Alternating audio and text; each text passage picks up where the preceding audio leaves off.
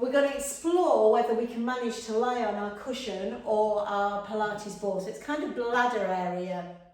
Takes a little bit of playing around with whether it suits your anatomy. But the idea is there's a lot less stress on the back. Also, for some of us, we're tight in the psoas as well. So the psoas is that's P-S-O-A-S. It attaches really deep either side of the groin. So Andy, this might not work quite so well with the cushion, but if you've got the ball, we're going to try and roll the ball right over to one hip bone and then the other hip bone. Okay. If it feels a lot of work on your elbows, you're welcome to rest your forehead on the floor. And we're trying to give ourselves a gentle psoas release. So for some people, this is very, very painful and uncomfortable because the psoas is so deeply related to the nervous system and it's so tight. But the psoas is a muscle, as far as my research has shown me, that doesn't want a stretch where you're fighting its tightness. It wants to relax, and pushing into it will do. So has anyone suddenly decided they need to pause and go for a wee? Or are you all okay? I mean, that ball against your bladder or cushion against the bladder. So if that was uncomfortable, it probably was benefiting you. It's not often I say that, but you've got to use a bit of common sense. We're going to move on. We're going to keep the ball here or the cushion there, and we're going to try and lift one leg off the floor. So I'm going to suggest that you get a comfortable position. My Pilates ball, I'm okay with it rolling even further down the leg in towards the knees a bit more. So it's almost on my pubic bone. And we're going to simply, level one is to stretch one leg out, rest on the toes, lower back down and change sides. If you're not getting on with the ball, you can ditch it.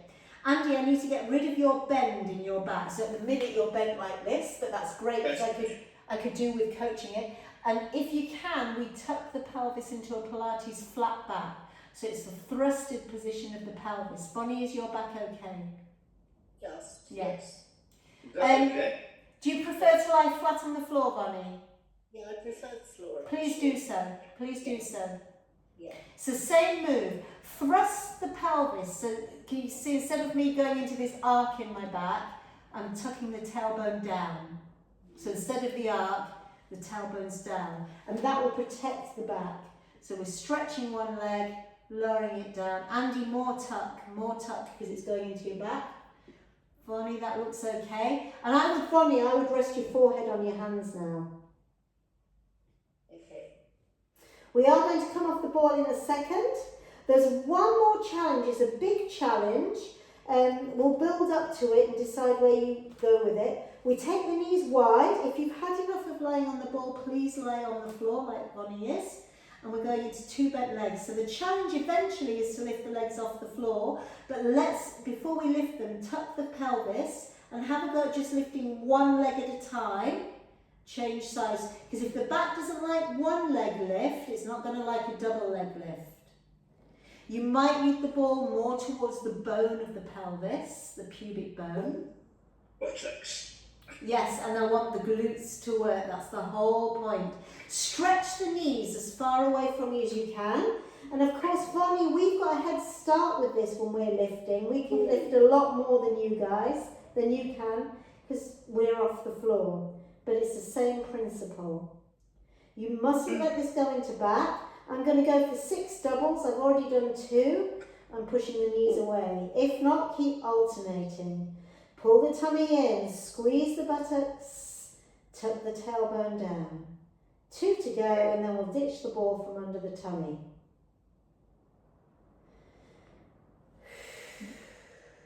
Balance challenge. It was a bit wobbly as well. Oh, I can breathe. Nobody just had lunch, did they? No, it was going right to the back of my thighs. Yes, it will do, but we need glutes from you more so. The next move will be stretching the ball forward and back. We won't do too many because Bonnie's driving.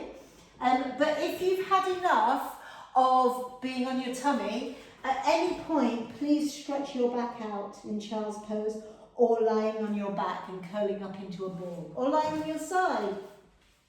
So this is the last bit of the back sequence. Can I please just check you all understand what I mean by thrusting the pelvis, tucking the pelvis under, pushing the pubic bone into the floor, almost pulling the hip bones off the floor. Is that an okay coaching point? Yeah? It's just really important to make sure your pelvis stays in that position. So stretch the legs, tuck the pelvis. So we want a double chin.